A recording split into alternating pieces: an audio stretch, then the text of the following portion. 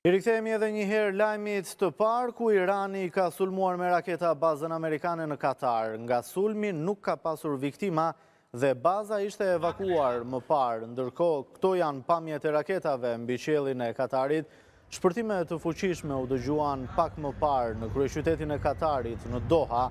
Reuters shkruan se 6 raketa iraniane janë lëshuar drejt bazave amerikane në Katar. Zyrtarët amerikanë janë përgatitur për mundësinë që Irani të synojë objektet amerikane pas sulmeve të kësaj fundjavë. Katari dënoi sulmet dhe tha se rezervon të drejtën për kundërpërgjigje. Më herët, Katari vendosi të pezullojë përkohësisht trafikun ajror në vend si mas paraprake për shkak të shqetësimeve rajonale të sigurisë në përputhje me angazhimin e shtetit të Katarit për sigurinë e qytetarëve, banorëve dhe vizitorëve.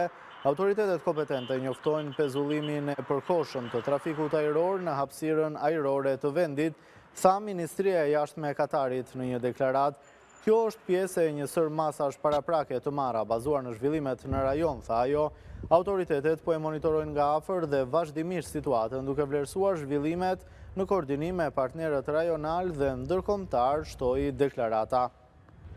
Ndërkohë, këto janë pamjet që vijnë nga sulmi i pasdites së sotme i Iranit ndaj bazës ushtarake amerikane në Doha të Katarit, siç shihet në videot e publikuara janë raketat e lëshuara nga Irani në drejtim të Katarit pasditën e sotme.